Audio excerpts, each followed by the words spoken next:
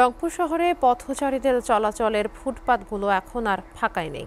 দোকান, হকার কিংবা গাড়ির পার্কিং সব কিছুতেই ফুটপাত দখল হয়ে যাচ্ছে। ফলে সাধারণ মানুষকে ফুটপাত ছেড়ে গাড়ির রাস্তা দিয়ে হেঁটে যেতে হচ্ছে। এতে প্রতিনিয়ত ঘটছে ছোট বড় দুর্ঘটনা। এ বিষয়ে বিস্তারিত জানাতে রংপুর থেকে সরাসরি যুক্ত হচ্ছেন সহকর্মী আশিকুর রহমান। ডিফেন্স ফুটপাত দখলের বিষয়ে কি ব্যবস্থা নিয়েছে কর্তৃপক্ষ, বিস্তারিত জানাবেন।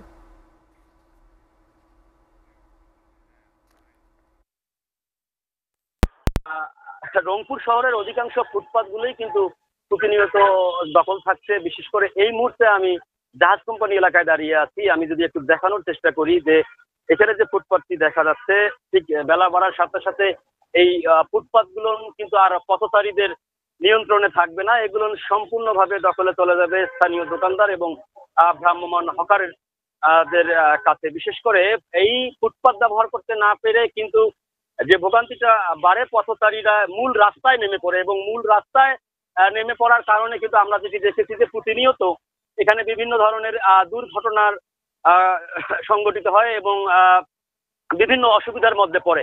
আমরা এ ব্যাপারে আমরা কথা বলেছি যে রংপুর সিটি কর্পোরেশনের যে দায়িত্বশীল কর্মকর্তা রয়েছেন, তারা যেমনটি বলছেন যে তারা প্রতিনিয়ত অভিযান করেন। বিশেষ করে মাসে দু একবার তারা এক্সিকিউটিভ ম্যাজিস্ট্রেট নিয়ে নামেন এবং তারা উচ্ছেদ করেন। উচ্ছেদ করার পরে পরবর্তীতে আবার দেখা যায় যে দু একদিন স্বাভাবিক থাকলে পরবর্তীতে আবারও দখল হয়ে যাচ্ছে এই ফুটপাত গুলো। আমরা কথা বলেছি ট্রাফিক বিভাগ, মেট্রোপলিটন ট্রাফিক বিভাগের সাথে।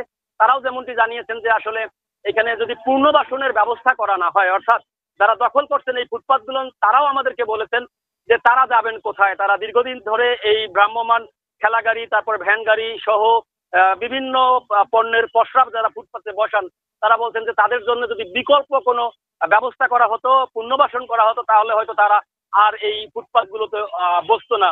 এ ব্যাপারে আমরা কথা বলেছি নগর পরিকল্পনাবিদ যারা রয়েছেন, বিশেষজ্ঞ যারা রয়েছেন এবং সিটি কর্পোরেশনের দায়িত্বশীল কর্মকর্তারা রয়েছেন, তারা সম্মিলিত উদ্যোগ ছাড়া, তারা যেমনটি বলছেন যে ব্যবসায়ী, হকার, দোকানদার এবং নাগরিক সহ যারা সিটি কর্পোরেশনের দায়িত্বশীল কর্মকর্তা এবং ট্রাফিক সম্মিলিত উদ্যোগ ছাড়া এই রংপুর মহানগরের এই ফুটপাত গুলোকে দখল মুক্ত করা কোনোভাবেই সম্ভব না। সব মিলিয়ে বলা যায় যে রংপুরের লালবাগ থেকে মেডিকেল মোড় পর্যন্ত দীর্ঘ এই 4 কিলোমিটার ব্যাপী রাস্তার দুধারে যে ফুটপাত গুলো রয়েছে, সেগুলো কিন্তু বেলা 12টার থেকে রাত 12টা পর্যন্ত কিন্তু সবগুলোই কিন্তু হকার এবং এই স্থানীয় দোকানদারদের দখলে চলে যায় এবং পথচারীদের যেটা অধিকার ফুটপাত ব্যবহারের, সেই অধিকার থেকে তারা বঞ্চিত হচ্ছেন এবং তারা মূল সড়ক ব্যবহার করে এই প্রতিনিয়ত ছোটখাটো দুর্ঘটনার কবলে পড়ছেন।